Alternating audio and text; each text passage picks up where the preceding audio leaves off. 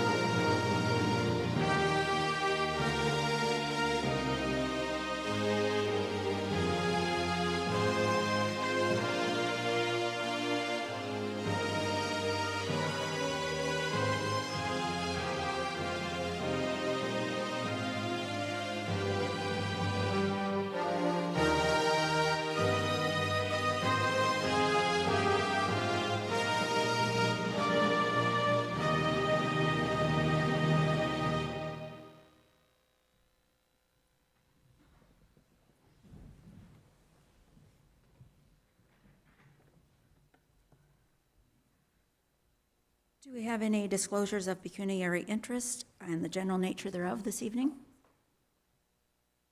No? Seeing none, we'll move on to delegations. We have Mr. Dave Hayworth from the official plan policy consultant for the Niagara Region Planning and Development Services, and he's here to present the new regional official plan. Do they know about the button? Okay.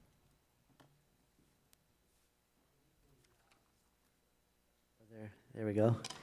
Good evening, Mayor, councillors, staff, and residents. I'm going to do a bit of an introduction before Dave gets started on the presentation. My name is Doug Giles. I'm the Director of Community and Long Range Planning at the Niagara Region. And what I'm going to do before Dave gets in and talks to you about the details, more of the detail of the new regional official plan, I'm just going to provide a bit of context on what we're doing.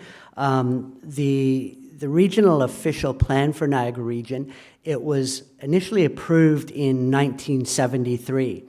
And since 1973, there hasn't been a comprehensive update of the regional official plan. And for people that haven't worked very much with an official plan, what that means is over the years, there's been updates to chapters of the regional official plan. And in an official plan, a lot of chapters and policies are actually linked together or they refer to one another. So over the last quite number of years, as there's been updates to different chapters, there's been a loss that connectivity and the relationship between different policies has been lost. Another sort of common characteristic of the current regional official plan, as updates have been done to chapters, the updates have been done in different ways. So in some chapters, there is very little detail and very little policy direction, while in other chapters, there is actually a lot of detail and policy that probably goes into a lot more detail than what's required in official plan. Now, as you can imagine, since 1973, when the first comprehensive official plan was approved, since then there's been a lot of changes to planning policy and legislation, particularly at the regional level. And recently, there has been a lot of significant changes to planning policy at the provincial level. We've had the new growth plan come in, there's a new Greenbelt plan, the new Niagara Escarpment plan, all of which really affect the way that land use policies are delivered. So last year, we put a report up to Regional Council and they approved us to proceed with a new regional official plan. So with this new regional official plan, we're going to be doing a lot of work on making the plan more consistent. We're going to be providing the provincial policy guidelines and direction that we have to. We're going to be putting some regional policy and direction in there at the regional level, and then what we're going to do is not be as specific when it comes to local policy, but providing a bit more guidance than what's currently provided, but allowing a lot of the local municipalities flexibility in how they deliver their local policy. So our whole objective is to make it a lot more concise, bring it into conformity with the regional plan, and make it a lot more understandable. These regional plans aren't easy to do. They take a lot of effort because there are a lot of people that would like to see their own their policy for things that they want in place. But what we have to do is sort of provide more of a balance across the region. And it's not going to be an easy process. We have another 4 years to go, so the deadline for the new official plan is December of 2021. But what we have been doing, and we will continue to do, is we've been doing a lot of work with all of the municipalities, a lot of both group consultation through the area planners meetings that we have, and one-on-one consultations on very specific topics where we've been coming out to the various municipalities, including Wainfleet, and saying, okay, what works for you now, what doesn't work, and what are the issues that we really need to focus on. So that's been our approach that we'll continue to take. And with that, I'll hand it over to Dave, who now will go into a bit more detail about the structure of the new regional official plan. Thank you. Good evening, Acting Mayor, Council, staff, as well as the public in the gallery. We really appreciate the opportunity to come before you tonight and speak to our municipal partners. Where am I supposed to click?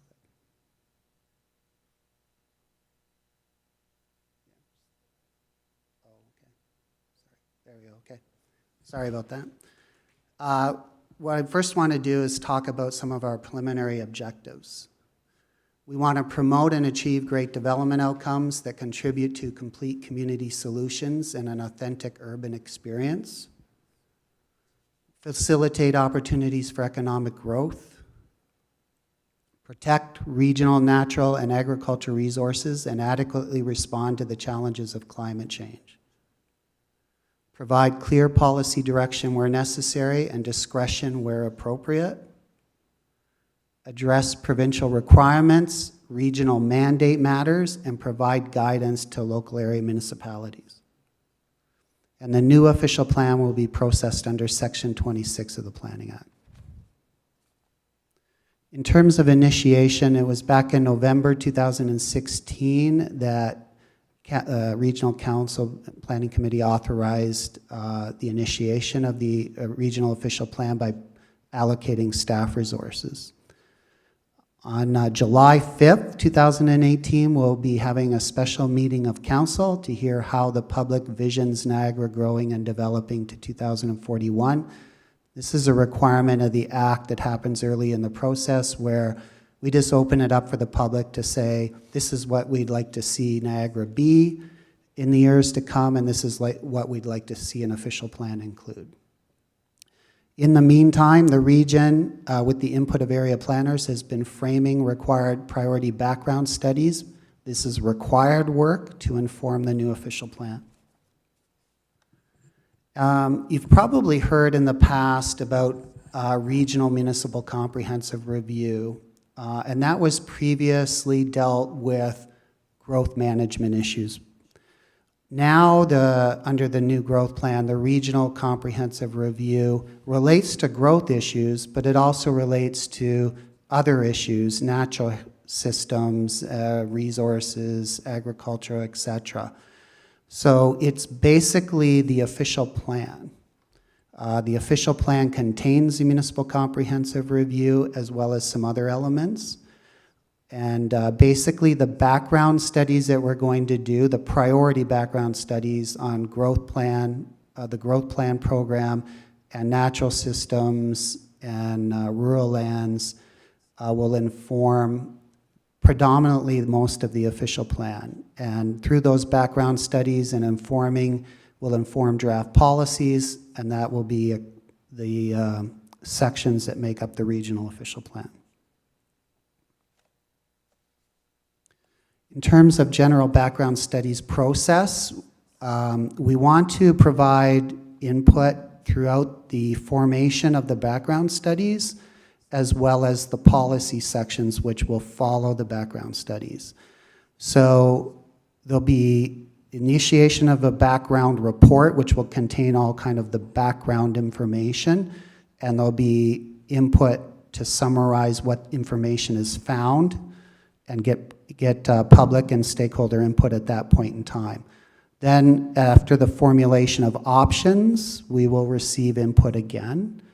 And then the recommendation stage, we will receive input again, and then develop policy, which will have its own public process again.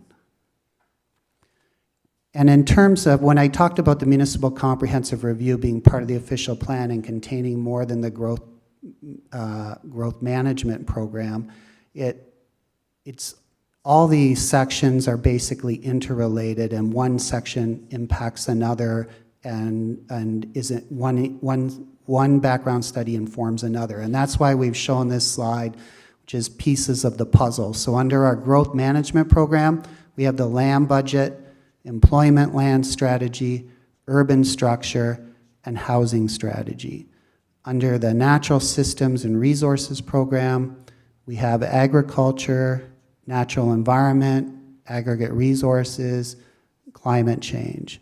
And these are the key priority background studies we want to get moving on. It's not to say that they're the only background studies. We want to do work on cultural heritage. Of course, there's a transportation section, servicing section.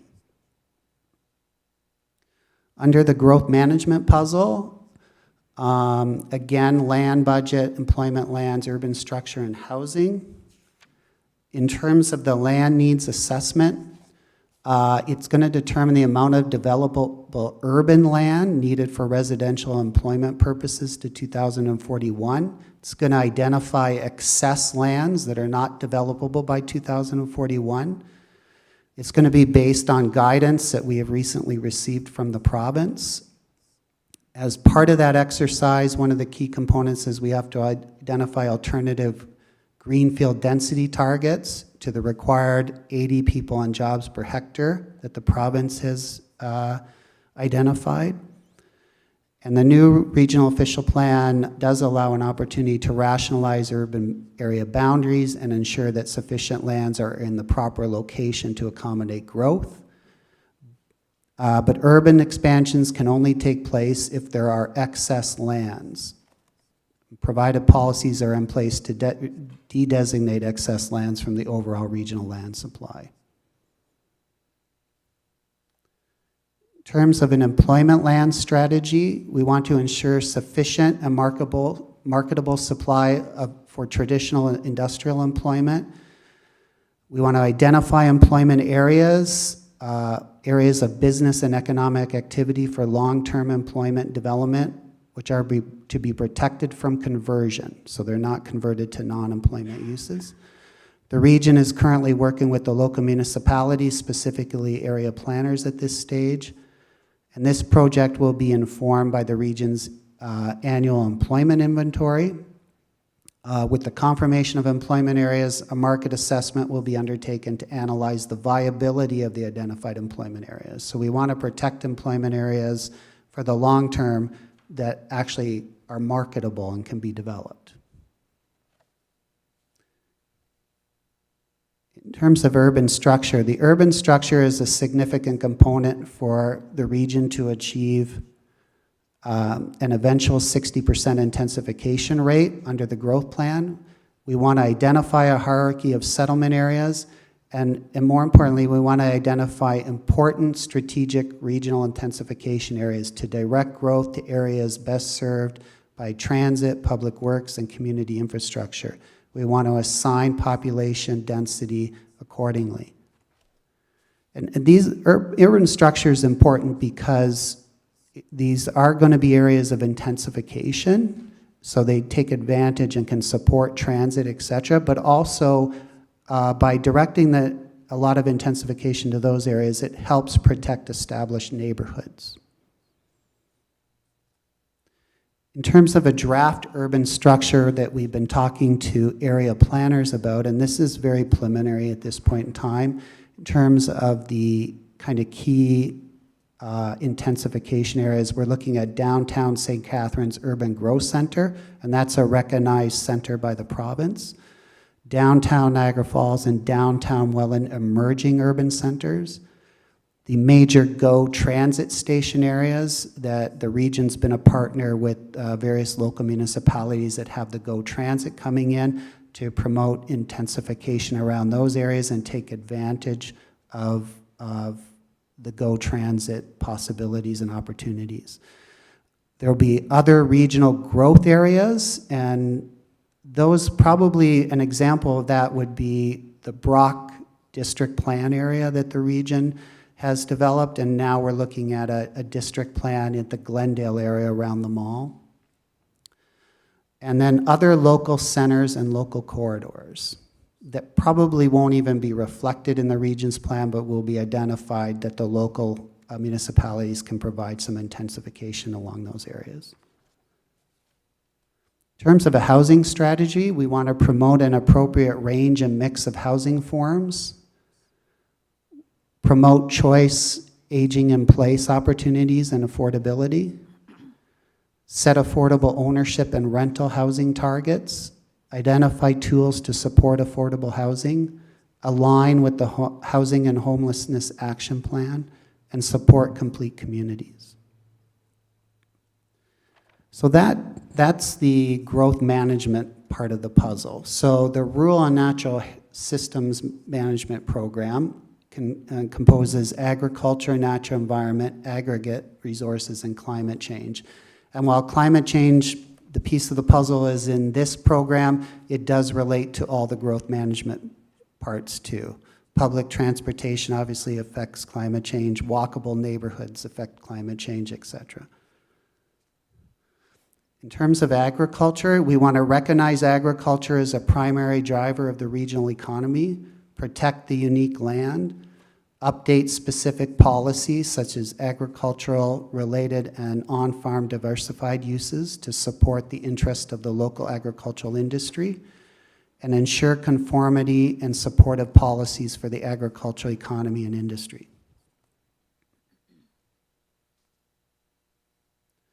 In terms of what we heard on our one-on-one meetings with area planners on agriculture, concerns regarding viability of certain agricultural lands, discussions regarding refinements to the province's agricultural system mapping, concerns about how wineries are addressed in the Niagara Escarpment Plan and province's permitted use guidelines, importance of agricultural impact assessment, importance of compatibility between regional natural heritage system and agricultural system, and concerns about use of greenhouses for cannabis. So these are all points that were raised that we'll be considering in the development of the background study.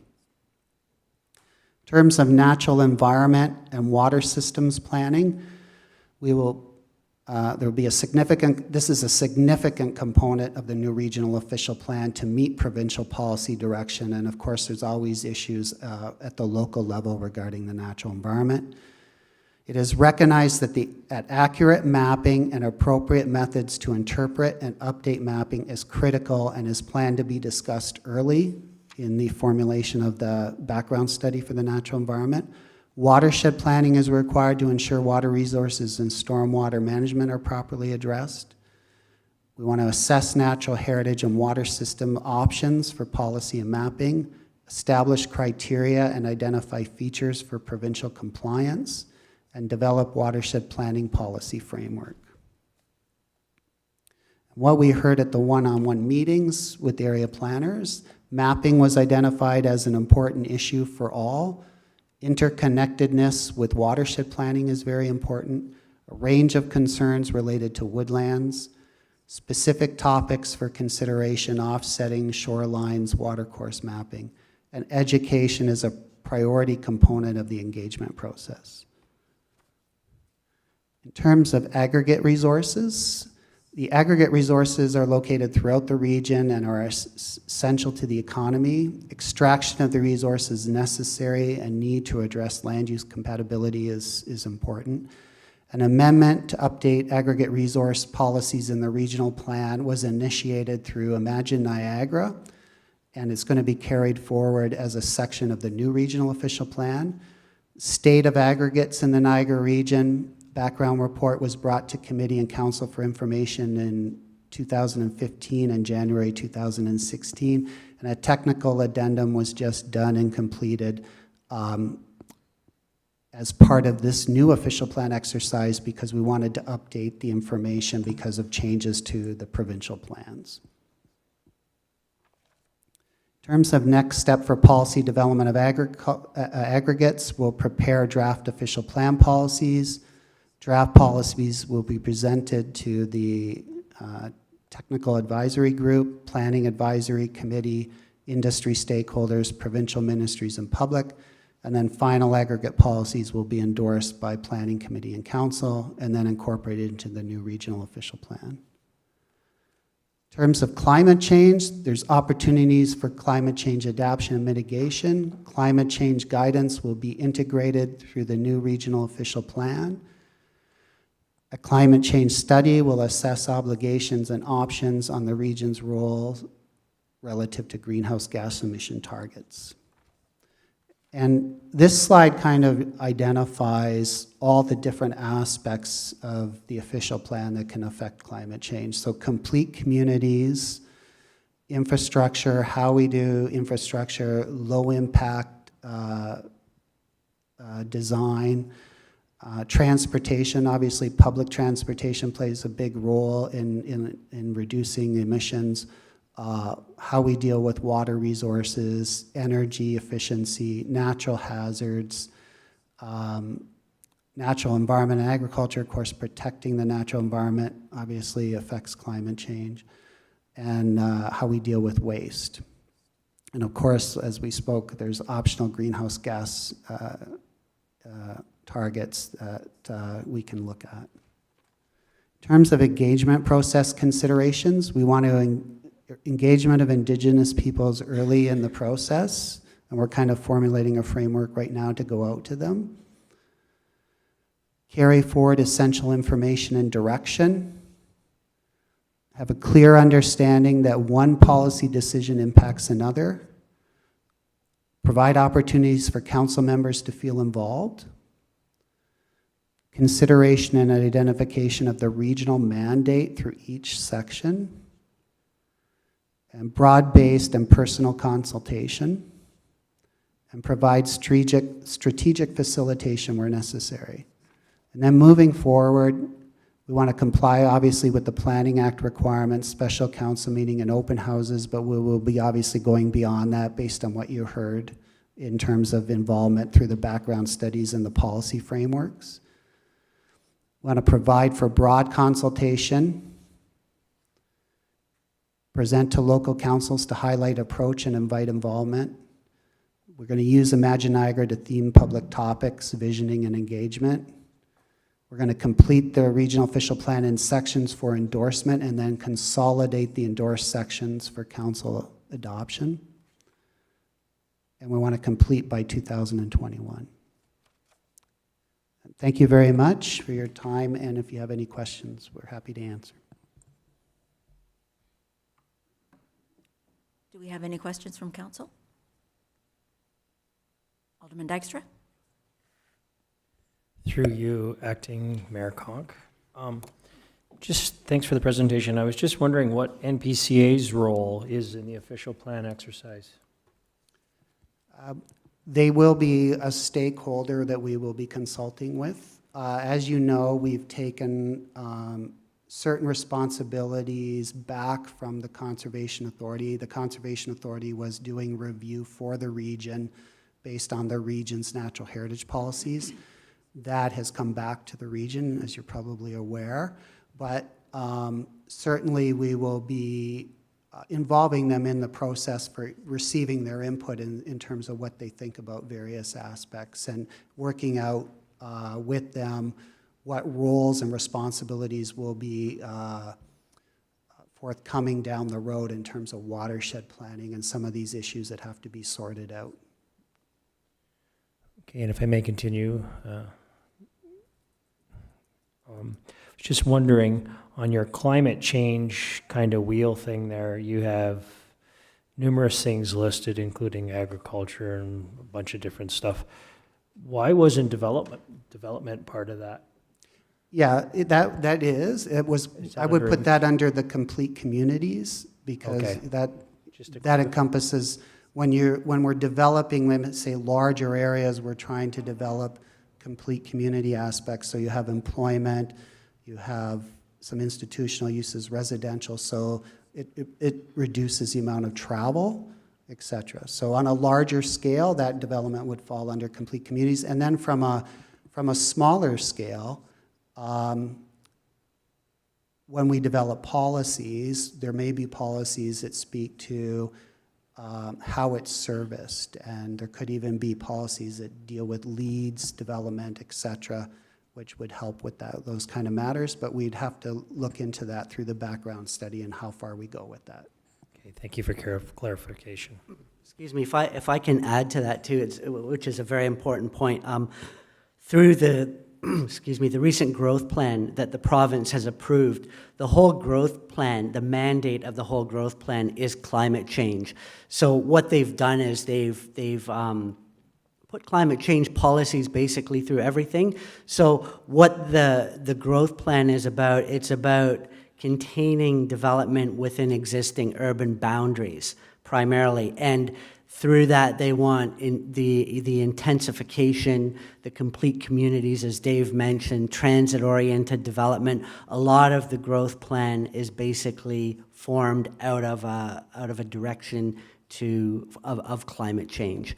So it plays a really big part, and initially it was hard for us to identify where it would go. So on one hand, we have to go and we have to understand the broader impact, but on the other hand, we have to integrate it through almost every section of the new regional official plan, because that's sort of the mandate of the province. If I could just ask a quick question then, since you brought up growth plan, Yep. and you keep, and I heard you say they, and I heard you say who, can you define who is coming up with the growth plan for each community then? Who's setting the growth plan criteria for our communities? Okay, when I refer to the growth plan is a planning policy document that was recently approved by the province. So the name growth plan is actually a provincial policy document that establishes urban planning policy at the provincial level.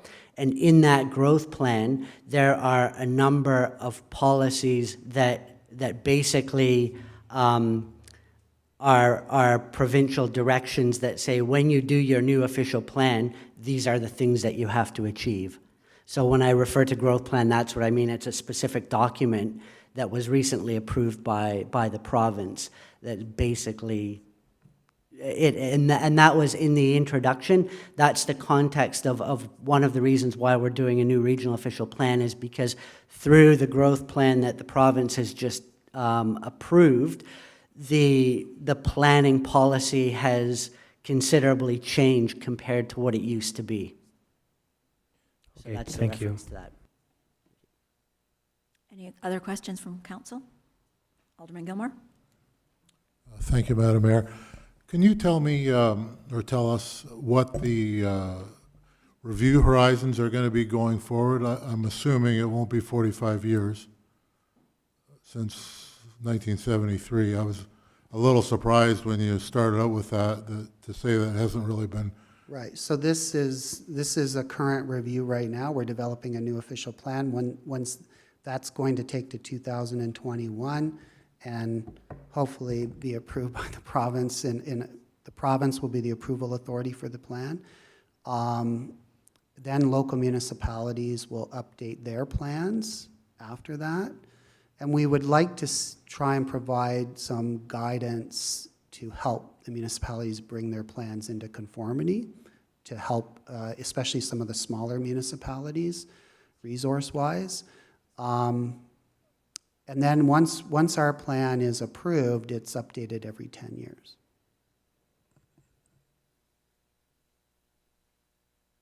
I do have a few questions of my own, if you just bear with me. Under your preliminary objectives, Your first bullet point talks about promote and achieve great development outcomes that contribute to complete community solutions and an authentic urban experience. What do you mean by that, an urban experience? Basically, we're talking about like the urban areas and talking about the interaction, the public realm, and the interface of urban development, high-quality urban development that looks aesthetically pleasing and attractive, that can be accessed properly, that functions properly, and that there's a good or, you know, an excellent public realm experience at the interface in the public realm areas. You know, the off the road allowances, the spaces between the development and the corridors that you travel along. Okay, so to just kind of extend that thought forward a little bit, what are you going to be looking at for the rural experience, if anything? Well, for the rural areas, certainly we want to look at our hamlets, and there is developable land. Often they're not serviced per se, so they're going to be development on larger lots, etc.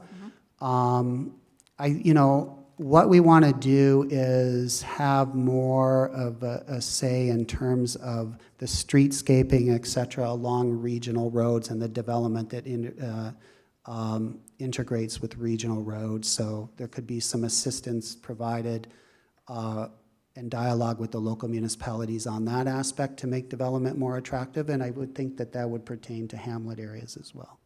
Oh, thank you for that. Under your land needs assessment, I'm sorry, I'm harping on urban. You've got the amount of developable urban and land needed for residential and employment purposes to 2041. I'm just wondering if there is going to be a consideration with regards to rural employment lands, because we do out here in the rural communities employ people. Yes, thank you. I'll take that one. Yes. I'm sure you're aware that the region has been going out and been doing an employment inventory lately. Yep. The whole purpose of that is to look at the level of employment both in urban and rural areas. Okay. So that in the past we haven't had real data down at the lowest level. We've only been able to use the Stats Canada data, which is amalgamated up and doesn't really give you a full picture. So what we've been doing, there was a presentation to Regional Council just the other night. Once we've been collecting that data for about, well, this is the third year now, and that data really, it takes about 4 to 5 years before you build up enough data that actually covers enough businesses that you could use. So what the presentation was at Regional Council the other night was it was about talking about how we're going to be able to use this data for purposes like you've asked. So what we're doing is we're still collecting it. A lot of that data right now, we actually release it to the municipality, so we cut it down so we can say, to help you do analysis and to help, the purpose, I guess, of doing that is so we all have the same basis of information. Then we can start generating all of those scenarios and looking at how employment right across, like both rural and more urban employment is spread throughout the region, what industry sectors it's in, and then that, we feed that to all of the economic development departments, to all the municipalities. We're putting it on open data so we can start doing a much more comprehensive analysis of the trends that's showing us, and how we do service delivery. So we expect that this data is going to assist us to, first of all, help us to identify better policies of working with rural businesses, looking at things like service delivery in a broad number of areas rather than just land use. Thank you for that. I just have one other question. Is there going to be a secondary plan attached to the new official regional plan? Yes, no? And what those might look like? Okay, secondary plans are a lot more detailed and they are done by the municipalities. Okay. So what we're going to be doing in the official plan is we're probably going to be providing some guidance on the preparation of a secondary plan, because through, I guess, one of the main things that I probably didn't mention at the beginning was, in the past, the regional official plan focused on issues that were predominantly outside of the urban areas. Now, through the growth plan, the document that has just been approved, there's new requirements in that give new areas of responsibilities that are mandated to the region. So now the region is responsible for looking at both urban areas and rural areas, which hasn't been done before.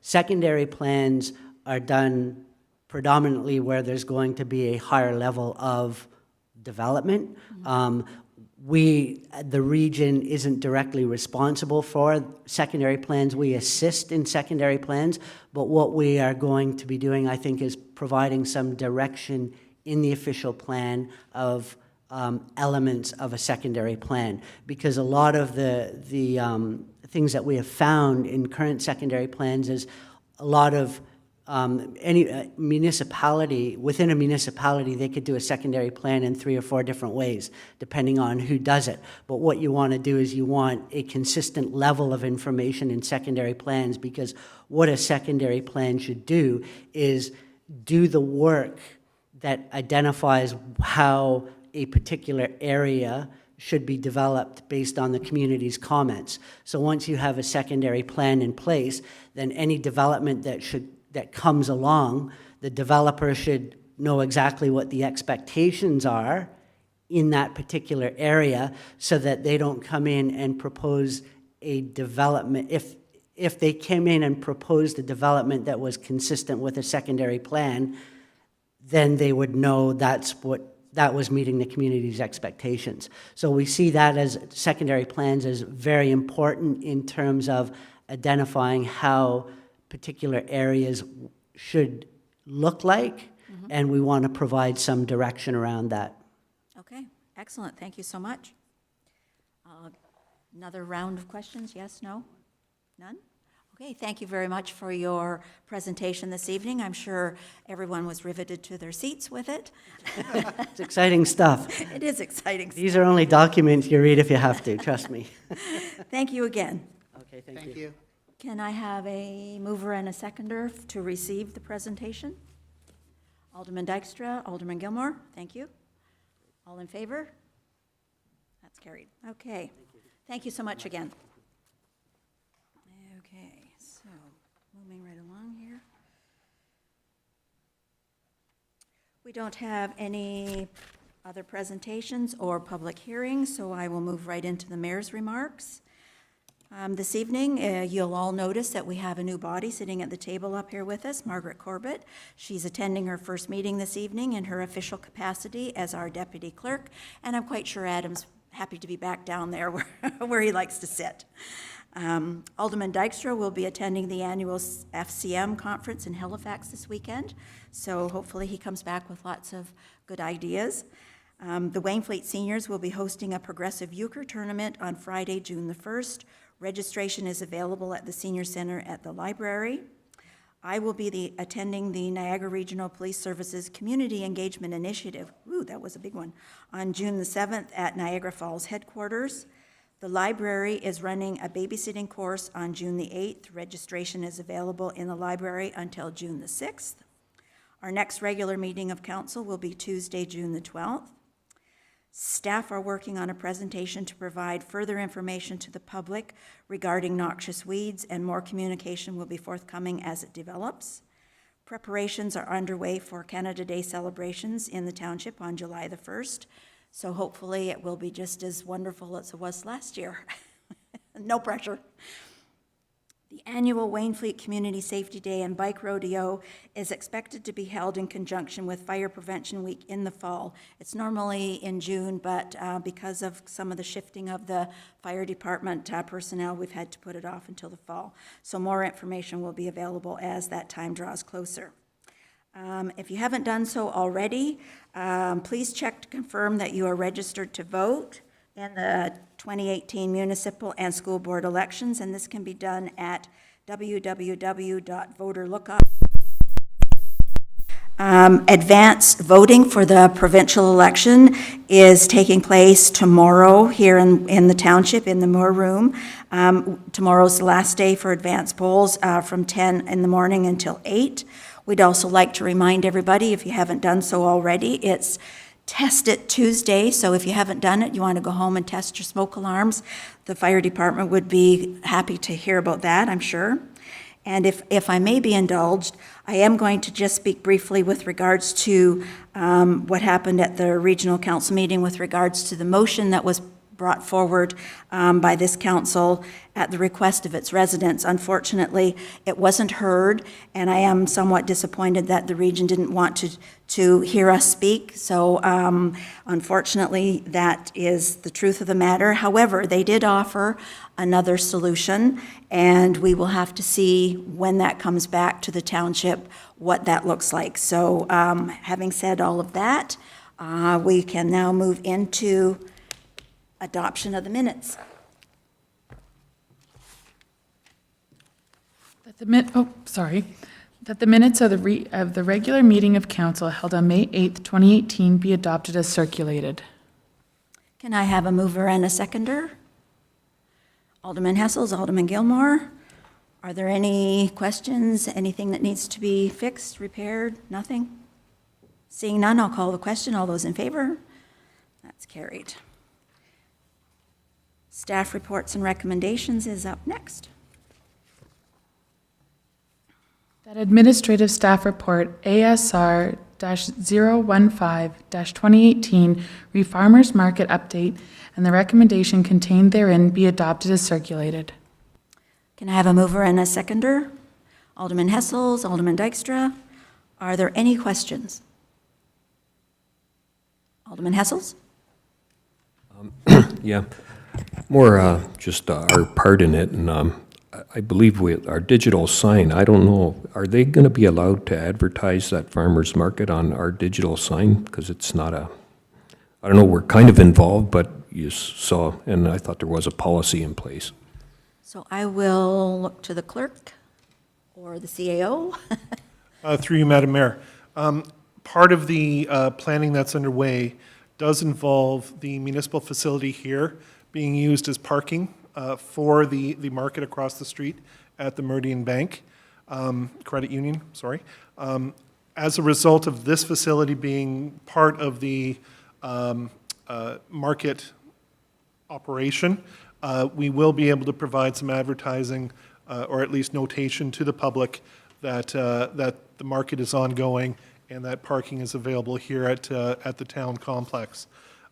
In addition, we have been working with Meridian on location and siting, and in the event that we do get broad turnout, which overwhelms the Meridian site, we may be looking at relocating the market to our complex here, and in that case as well, advertising will be provided on the billboard. Any other questions? Seeing none, I will call the question. All those in favor? Thank you.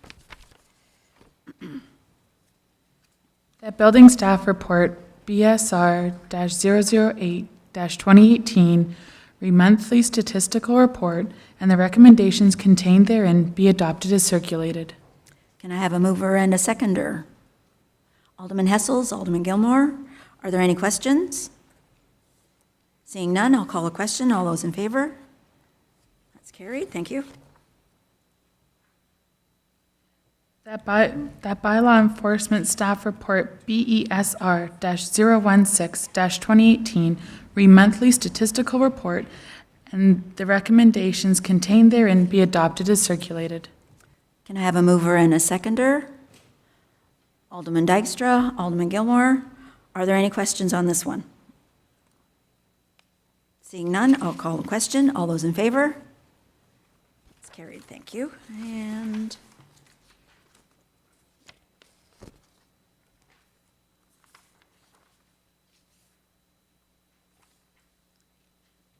okay. Now we're into a review of correspondence, and we have two, 101 and 113. Can I have a mover and a seconder? Alderman Dykstra? Alderman Hessels? Okay, are there any others that you would like to have discussed besides the two that are highlighted? Any questions on those?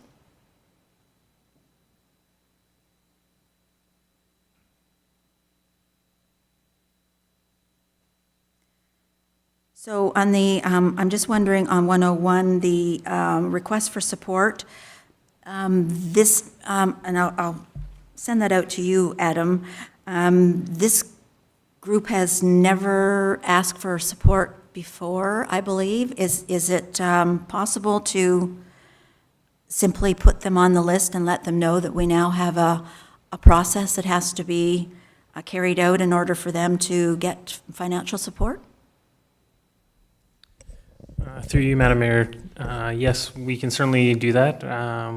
We are kind of compiling a list of sort of the stragglers that we received in 2018 to reiterate the fact that we have a new policy and to encourage any organization to submit their request at that time. So we certainly can incorporate them into that. So are we wanting to support their request, Council?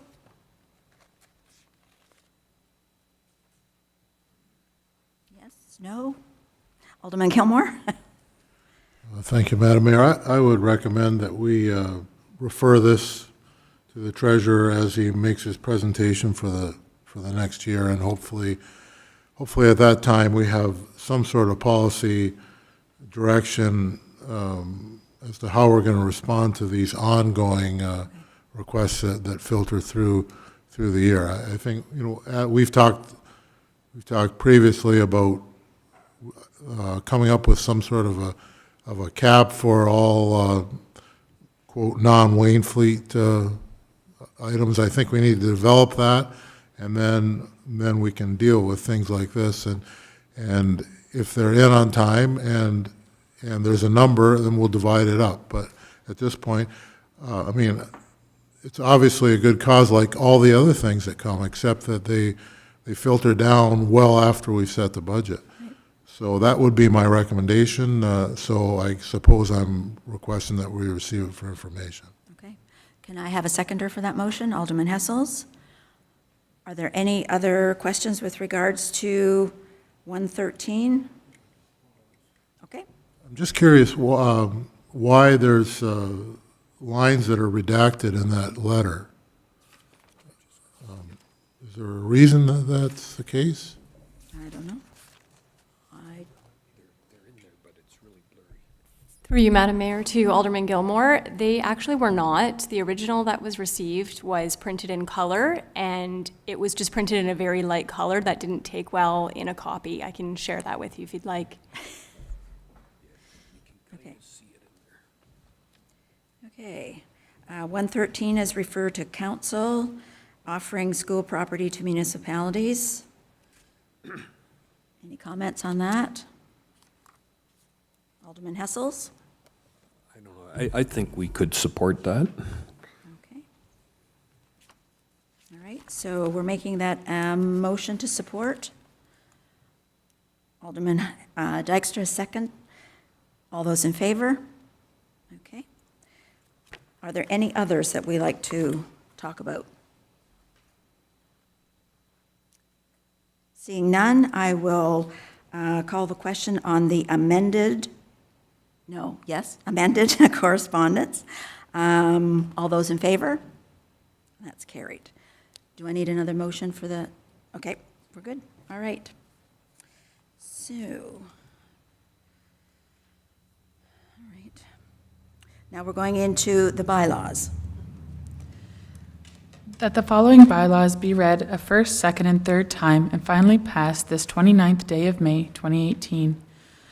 Bylaw number 026-2018, being a bylaw to amend bylaw number 001-2010, being a bylaw to regulate the erection of signs for federal, provincial, regional, and municipal elections. Bylaw number 27-2018, being a bylaw to authorize application to the Regional Municipality of Niagara for the issue of a debenture for the year 2018.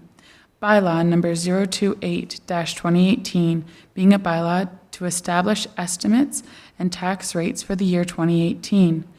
Bylaw number 029-2018, being a bylaw to authorize the execution of a term loan agreement with the Niagara Dorothy Runglen Central Airport Commission. Can I have a mover and a seconder for those bylaws? Alderman Gilmore, Alderman Dykstra. Are there any questions regarding any of these? Seeing none, I'll call the question. All those in favor? And that's carried. Thank you. Do we have any notices of motion this evening? Okay, no motions, no proclamations. Do we have any other business?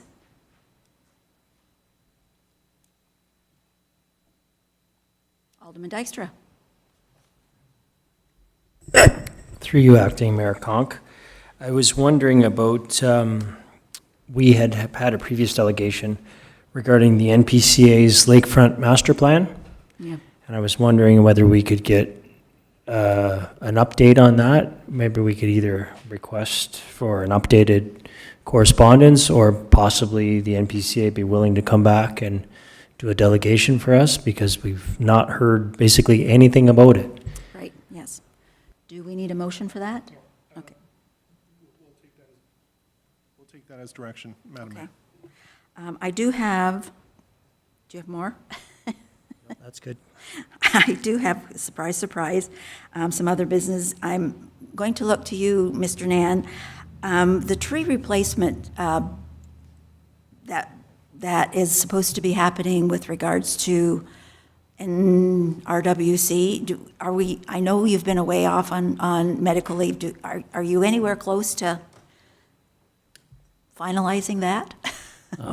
Through you, Madam Mayor and rest of council, yes, we have had a meeting. Okay. Our CAO has attended that meeting with the CAO from West Lincoln and the regional representatives. We are moving forward. We are just waiting because West Lincoln's new CEO has just come on board and is just refreshing herself with the file as well. But yes, we have had a meeting and we are moving forward. Excellent, thank you so much. Okay, we are going into closed session right now, so the clerk will read us the wording.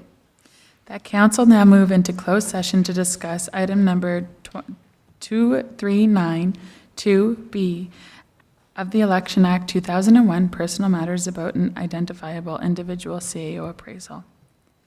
Minutes of the closed meeting of council held May 8, 2018. Can I have a mover and a seconder? Alderman Hessels, Alderman Gilmore, everybody in favor? Okay. So you're free to stay if you want until we get back, or go home and enjoy the rest of the evening.